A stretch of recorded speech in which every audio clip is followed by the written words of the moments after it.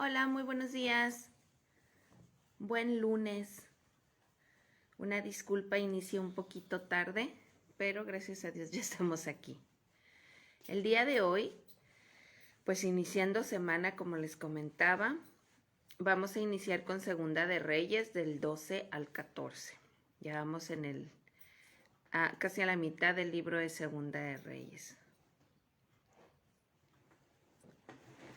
Bueno, ok. Vamos a iniciar con una oración y que sea Dios tomando el control y abriendo nuestros ojos para lo que vayamos nosotros a leer, lo podamos interpretar o llevar a nuestra vida. Padre eterno, gracias mi Señor. Gracias papá por todas las bendiciones, Señor, por el poder estar aquí, Señor, por el poder estar vivos, Padre, por el propósito que tú has puesto en cada uno de nosotros, Padre. Oramos esta mañana, Señor, poniendo este tiempo en tus manos, Señor, sabiendo que no está en mejores manos, papá. Sé tú creando una atmósfera, Padre, rica, Señor, una atmósfera libre de perturbación, Padre, en cada casa que nos estarán viendo, tanto grabada como en vivo, papá. Sé tú quitando, Señor, todo velo de nuestros ojos, Señor, para que podamos ver con claridad y entender tu palabra, Señor. Háblanos, Espíritu Santo, incomódanos, papá. Te lo pedimos en el nombre de Jesús. Amén. Bueno, iniciamos con Segunda de Reyes 12, recordando que nosotros leemos la nueva versión internacional. Ustedes pueden leer la versión que ustedes tengan en su casita.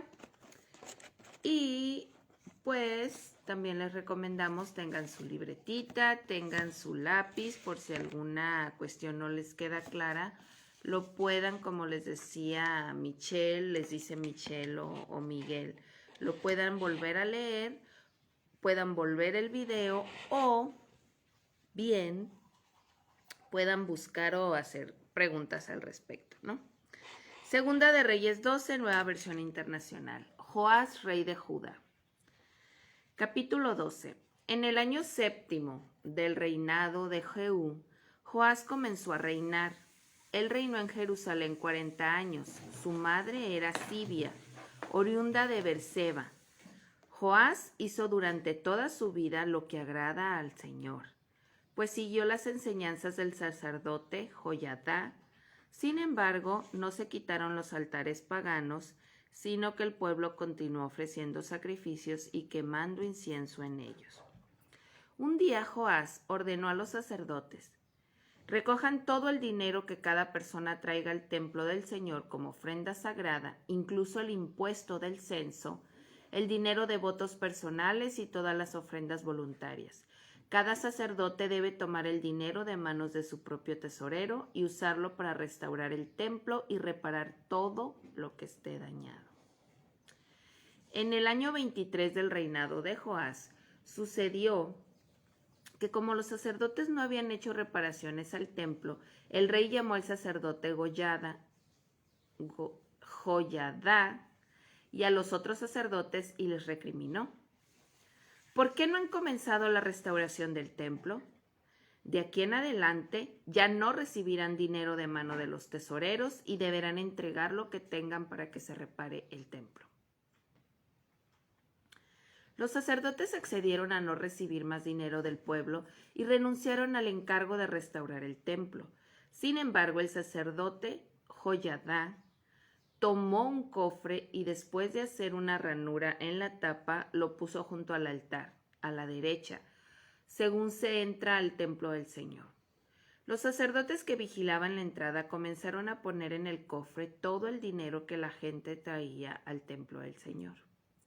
Cuando veían que el cofre ya estaba lleno, subía el secretario real con el sumo sacerdote para vaciarlo y contar el dinero que allí había en el templo. Una vez terminada la cantidad, entregaban el dinero a los que supervisaban la restauración del templo. Estos les pagaban a los que trabajaban allí en el templo: carpinteros, maestros de obra, albañiles y canteros. También compraban madera y piedras de cantería y cubrían todos los gastos necesarios para restaurar el templo del Señor. Sin embargo, Del dinero que se traía al templo del Señor no se usaba nada para hacer copas, despabiladeras, aspersorios y trompetas, ni otros instrumentos de plata y oro, sino que ese dinero se les entregaba a los trabajadores que lo usaban para reparar el templo. A los que estaban encargados de pagar a los trabajadores no se les pedían cuentas, pues procedían con toda honradez.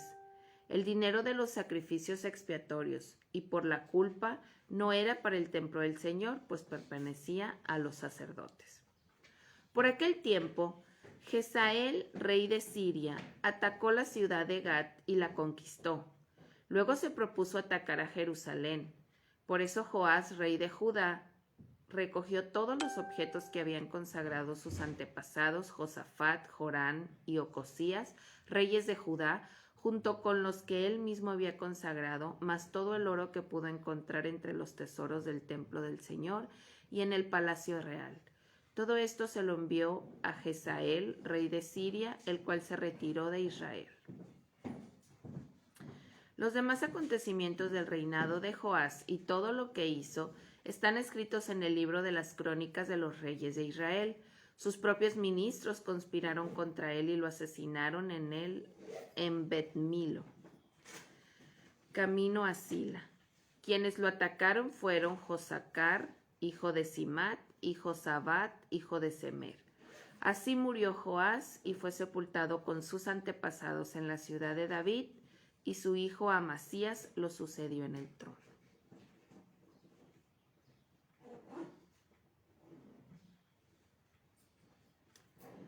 Ahora veremos Segunda de Reyes 13. En el año 23 del reinado de Joás, hijo de En el año 23 del reinado de Joás, hijo de Ocosías, rey de Judá, Joacás, hijo de Jehú, ascendió al trono de Israel y reinó en Samaria 17 años. Joacás hizo lo que ofende al Señor, pero siguió el mal ejemplo de Joroboam, hijo de Nabat, y no se apartó del pecado con que éste hizo pecar a Israel. Por eso la ira del Señor se encendió contra los israelitas y por mucho tiempo los puso bajo el poder de Jezael, rey de Siria, y de su hijo Ben-Hadad.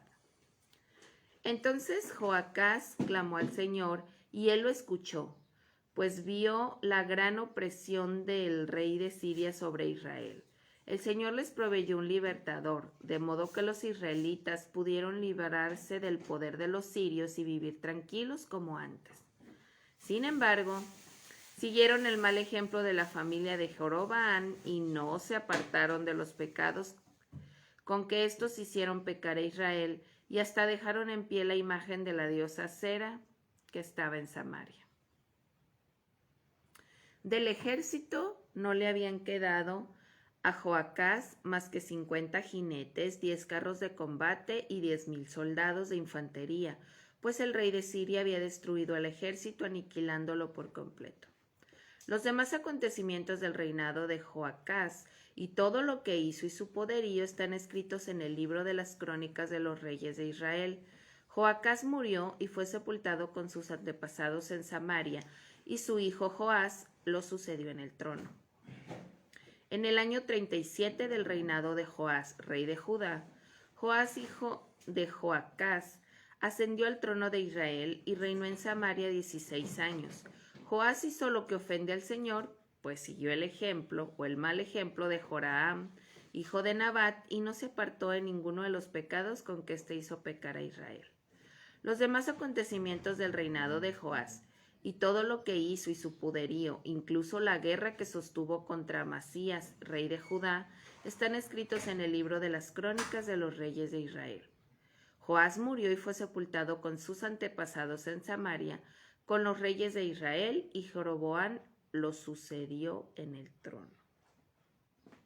Cuando Eliseo cayó enfermo de muerte, Joás, rey de Israel, fue a verlo. Echándose sobre él, lloró y exclamó: Padre mío, carro y fuerza conductora de Israel. Eliseo le dijo: consigue un arco y varias flechas. Joás así lo hizo. Luego Eliseo le dijo: empuña el arco.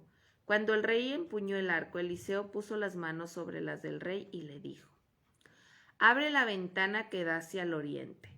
Joás la abrió y Eliseo le ordenó: «Dispara».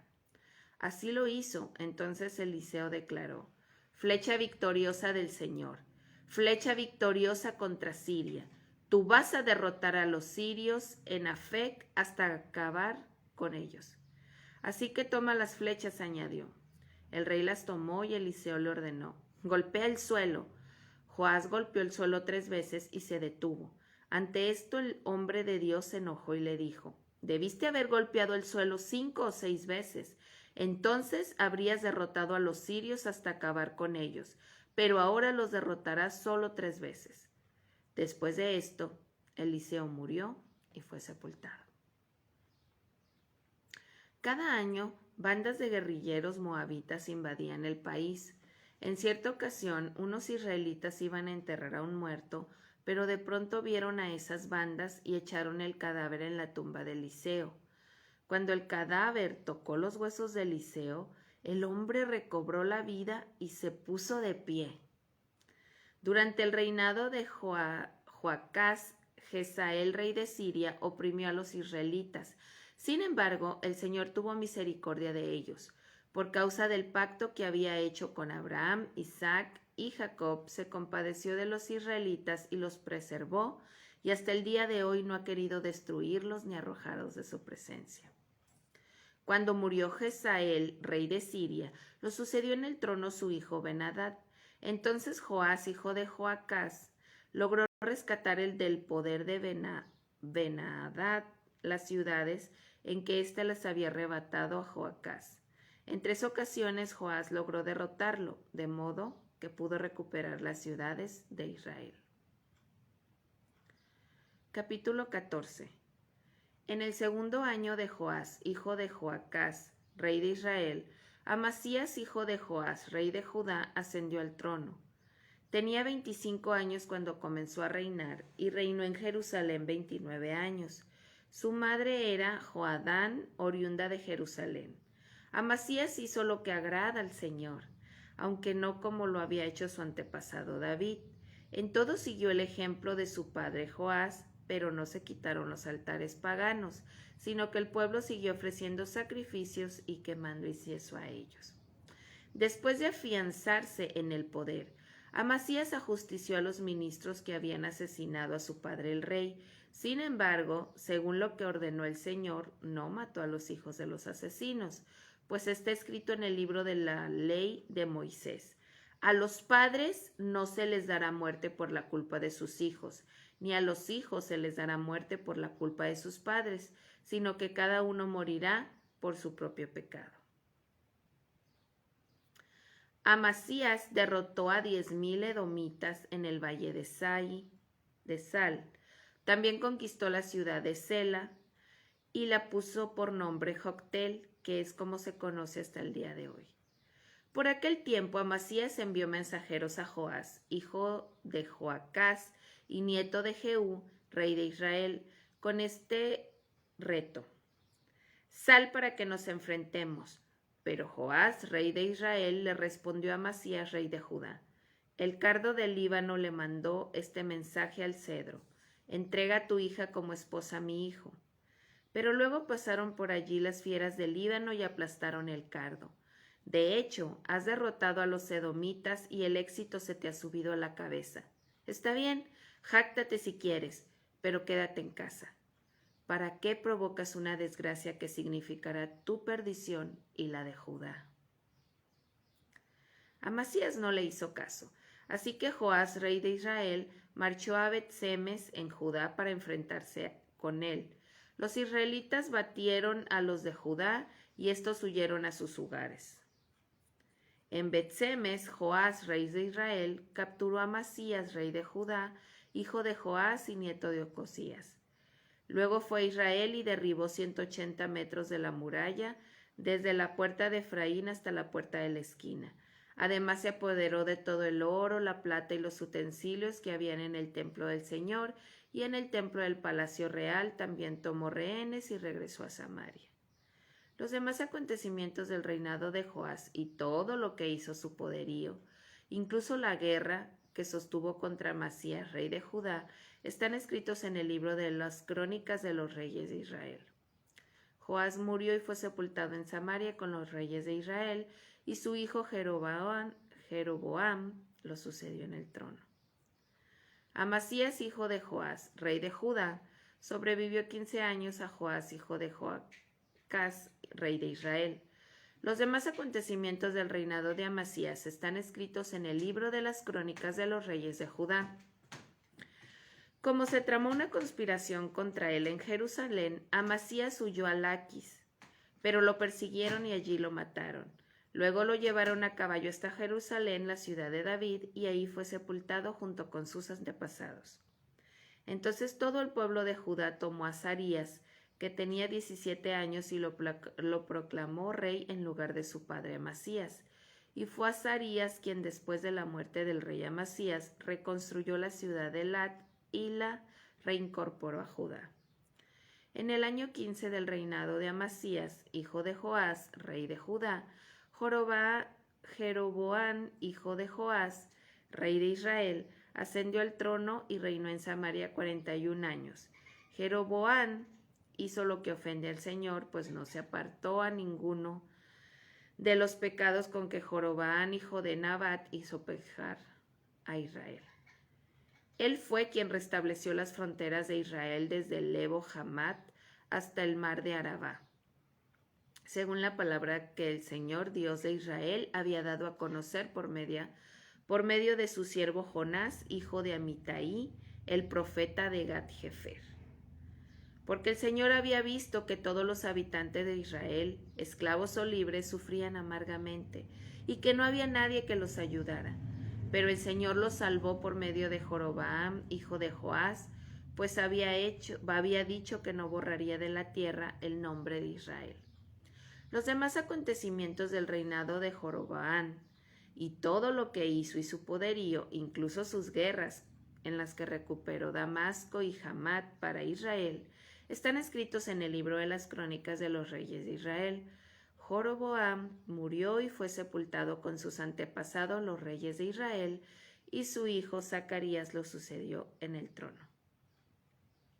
Y bien, con esto terminamos los capítulos que nos tocó leer el día de hoy, Segunda de Reyes de 12 al 14, y podemos ver una vez más cómo los errores o el testimonio de los papás, de nosotros los padres, de nuestros padres, tuvieron eco en nosotros mismos. Vemos cómo un rey hizo lo malo delante del Señor, el hijo siguió los pasos del papá, el nieto siguió los pasos del abuelo, y así iba la cadenita, ¿no? Hasta que alguien se levantaba y decidía cortar con todos esos patrones generacionales o de comportamiento, digamos. Entonces, eso podemos tomar nosotros el día de hoy. Tengamos cuidado lo que nosotros hacemos, decimos, cómo actuamos, porque nuestras nuevas generaciones lo están viendo y vamos a dejar un patrón en ellas. Así como pueden ser bendiciones porque tú decidiste seguir a Jesús, seguir a Cristo, estar en los caminos de Dios, actuar correctamente, también pueden ser maldiciones, como lo hemos visto a lo largo de todo lo que hemos leído. También algo importante es que recordar, porque hay a veces alguna confusión, porque tiempo atrás se veía que habían dicho en alguna parte que se había puesto que los hijos iban a tener consecuencias de lo que los padres hicieran, pero aquí está diciendo que uno de los reyes no mató a los hijos de la persona que mató a su padre, ¿no? Que mató al rey. ¿Por qué? Porque los hijos ya no van a pagar, como antes lo hacían, ya no van a pagar por las cosas que hicieron los papás, ni los papás por las cosas que hagan los hijos. Entonces, a cada uno será juzgado. No importa si su papá o no importa si tu hijo pues no hace lo correcto, tú haz lo correcto y tú haz lo que te toca, simplemente. Dios juzgará a cada uno personalmente. Y bueno, ustedes me pueden poner ahí que Dios habló a su vida, si también fue de que tenemos que ser obedientes a Dios, las repercusiones que traen nuestros actos a nuestras futuras generaciones, aunque no lo creamos, porque yo he escuchado que todavía en consejería muchas personas dicen, lo que yo hago me repercute a mí y a nadie más.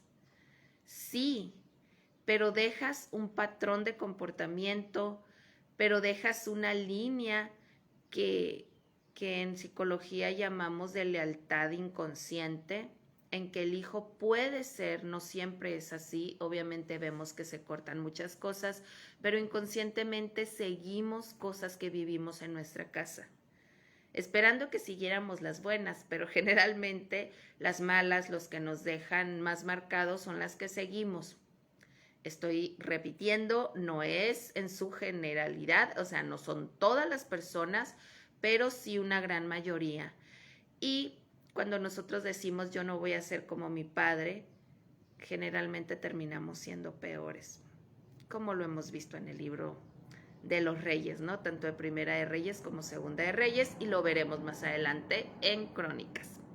Bueno, nada más me queda invitarlos a que tomen cada día un tiempo para Dios. Lean, vuelvan a ver el video o lean ustedes y vean qué es lo que a ustedes les habla. Tomen nota, como yo les decía.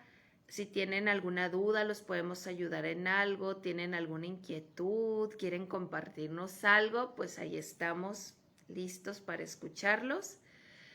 Recuerden que también tenemos en Empoderando Familias el reto de salud y bienestar que algunos de ustedes tomaron, es por 3 meses. También queremos saber cómo les ha ido, en qué les podemos ayudar. Me pueden mandar mensaje si es que tienen algún tipo de problema, le pueden mandar mensaje a Lorena. Y bueno, recordándoles nada más, el jueves tenemos el tema de la disciplina, los límites, así que las rutinas en Empoderando Familias a las 7 de la tarde. Me dio mucho gusto estar con ustedes. Mañana Claudia seguirá con esta historia de los reyes y vemos hasta dónde termina. Muy buen inicio de semana. Feliz lunes. Bye.